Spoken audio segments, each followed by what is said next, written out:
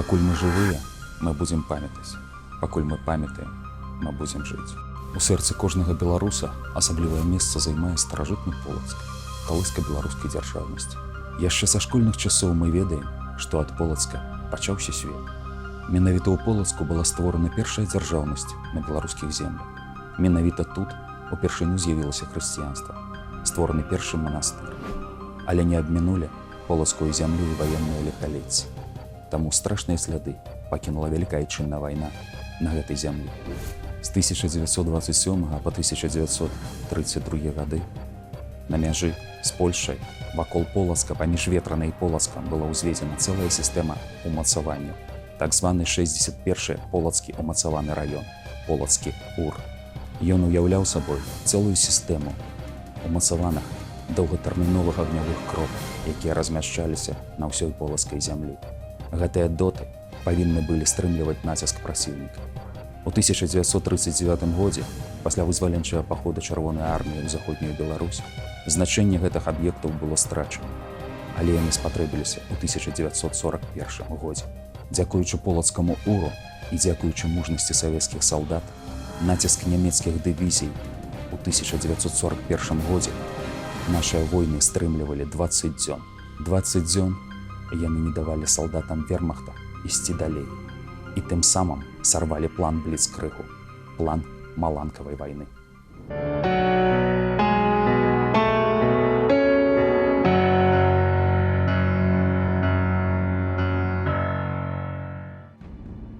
Именно здесь, под городом Полоцком, немецкому командованию 3-й танковой армии пришлось менять свои планы. 27 июня 1941 года под городом Полоцком произошел первый наземный бой с передовым немецким отрядом. В ходе боя немецкий отряд потерпел поражение и был разгромлен. 27 июня 1941 года под городом Полоцком были взяты первые трофеи и, самое главное, захвачены первые пленные. Они-то и показали, что перед немецким отрядом стояла боевая задача захватить город Полоцк. А самое главное – мосты, делая упор на железнодорожный мост. Остановив противника, советские войска перешли к упорной, но активной обороне.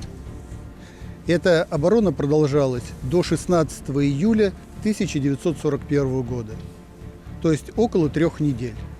За это время немецкое командование несколько раз пыталось взять город Полоцк, решая тем самым проблему, разработанную еще в предвоенное время с выходом немецких танковых группировок на Валдайскую возвышенность.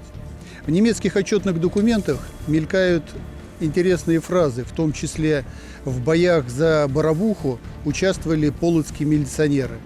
Это не в наших документах, это в немецких. Там же в немецких трофейных документах есть и отзыв об ожесточенности боев под городом Полоцком. Немецкий командир пишет о том, что бои достигли такого ожесточения, что обе стороны пленных не берут.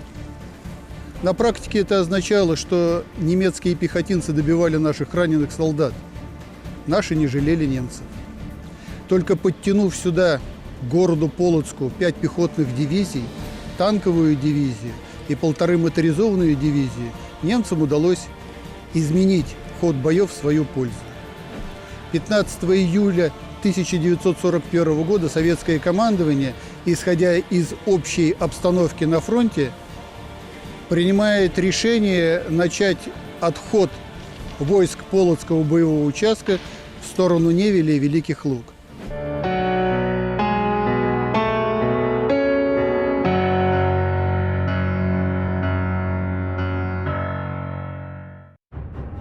Сёння на полацкай зямлі знаходзіцца шмат разнастайных помнікаў і монументаў.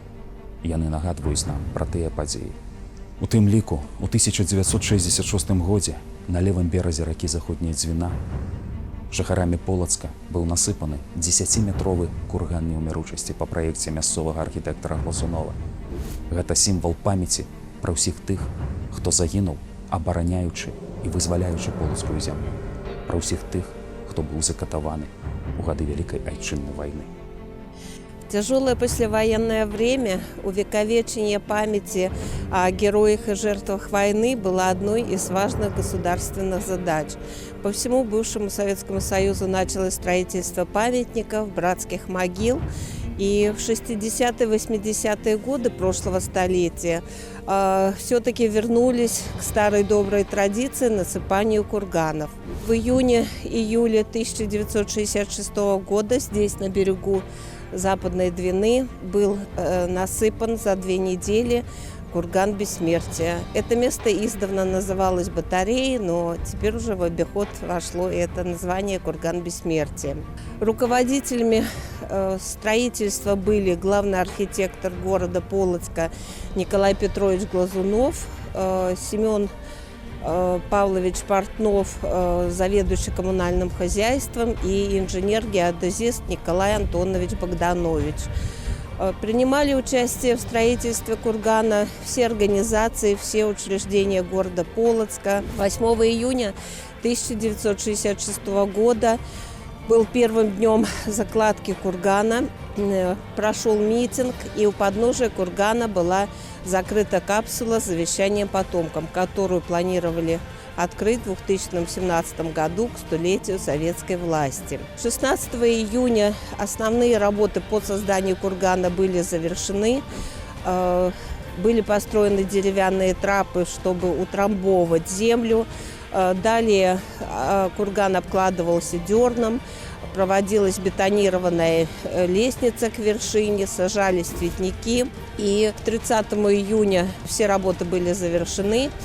А 3 июля был торжественный момент открытия кургана Бессмертия в Полоцке. К этому событию был наведен понтонный мост через реку Западная Двина. Большим потоком люди шли к кургану. Собралось несколько тысяч человек. Огонь у подножия кургана зажгли герои Советского Союза Зинаида Туснолобова-Марченко, Степан Пашкевич, Борис Гец, Виктор Еронько. В курган заложена земля с братских захоронений многих мест Полоцкого района, других районов. Здесь земля с братских могил Минска, Бреста, Витебска, из городов Российской Федерации, из могил советских воинов с Ольшанского кладбища в Праге. Кроме того, 1 октября 1966 года у кургана разбит парк 50-летия советской власти. Каждая аллея имеет свое название. Это и юбилейная, достойной смены, историческая, школьная, аллея передовиков. И, конечно же, подвиг бойцов Красной Армии, партизан, подпольщиков, он никогда не забываем. И это еще раз напоминает о том, что такие места – это дань уважения павшим, дань уважения героям и воспоминания о том, как важно сохранение мира на нашей земле.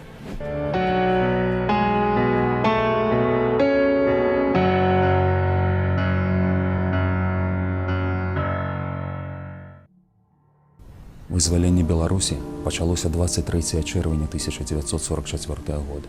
26 чэрвеня быў вызвалены Віцебск. Вызваленне Полацка цягнулася далей.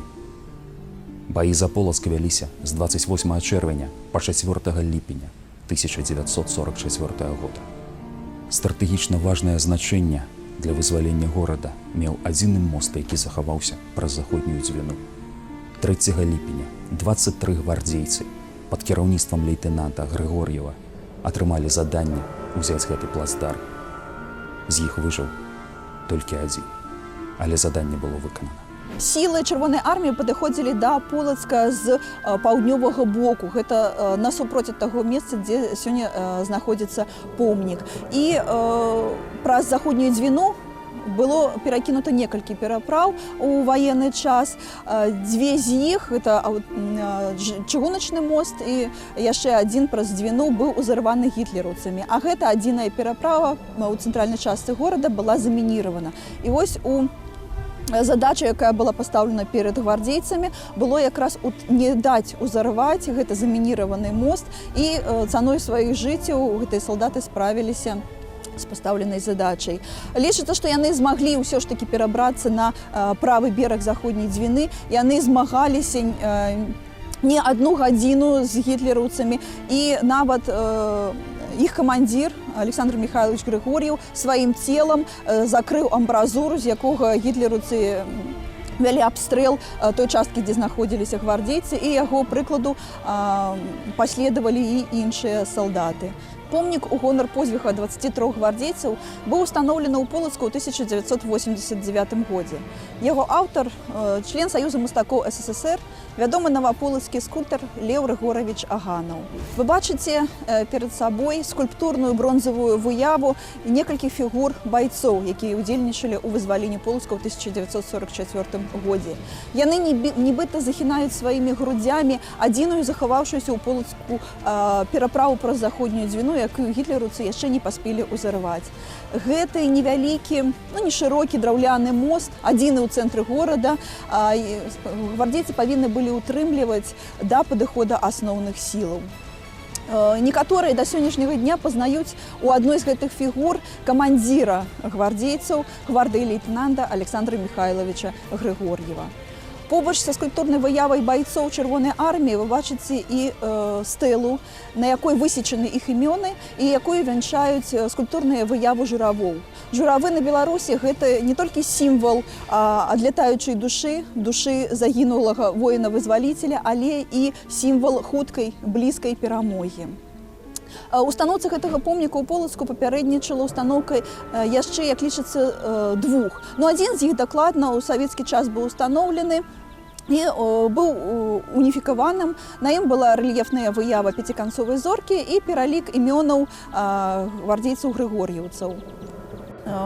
Да таго ж яшчэ была мемарыяльная шыльда, якая была ўстаноўлена на адным з дамоў недалёка адсюль, на якой таксама была змешчана інфармацыя пра подзвіг 23 гвардейцаў. Устаноўлена гэтая шыльда была на адным з дамоў вуліцы Лепельскай, на той час ужо былой, бо яе перайменавалі ў гонар 23 гвардейцаў. Гэтую назву вуліца Полацка носіць да сённяшняга часу, і знаходзіцца яна якраз на беразе, пачынаецца ад берага заходняй Двіны, насупроць самого помніка. Сімвалічна, што ініцыятарам устаноўкі сучаснага помніка ў Полацку стала мясцовая моладзь. У 80-е гады навучэнцы Полацкага медыцынскага вучылішча, як тады казалі, далі кліч, да якога далучыліся члены камсамола, прафсаюзаў, працоўных калектываў нашага горада. І быў аб'яўлены нават збор сродкаў. Для каардынацыі дзеянняў была створана грамадская група, у якую ўвайшлі прадстаўнікі кіраўніцтва гарадскога, устаноў арганізацыі Полацка і, канешне, супрацоўнік Полацкага музея-запаведніка. І намаганнямі ўсіх неабыякавых людзей у год святкавання 45-годдзя вызвалення Беларусі ад нямецка-фашысцкіх захопнікаў на правым беразе заходняй Двіны, на тым месцы, дзе быў здзейснены ў 1944 годзе подзвіг, у невялікім парку насупроць дзіцячай паліклінікі з'явіўся новы мемарыял. Да яго да сённяшняга часу прыходзяць палачане, прыязджаюць турысты з розных краін свету, каб далучыцца да гэтай гераічнай старонкі з гісторыі, ваеннай гісторыі не толькі Полацка, але і ўсёй Беларусі.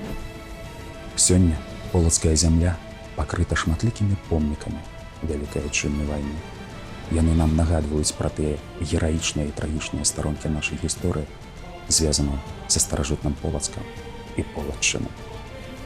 Зямля, дзе пачынаецца краіна, для нас усіх непаўторная яна, але, на жаль, на кожнай пуцявіне тут пра сябе нагадвае вайна.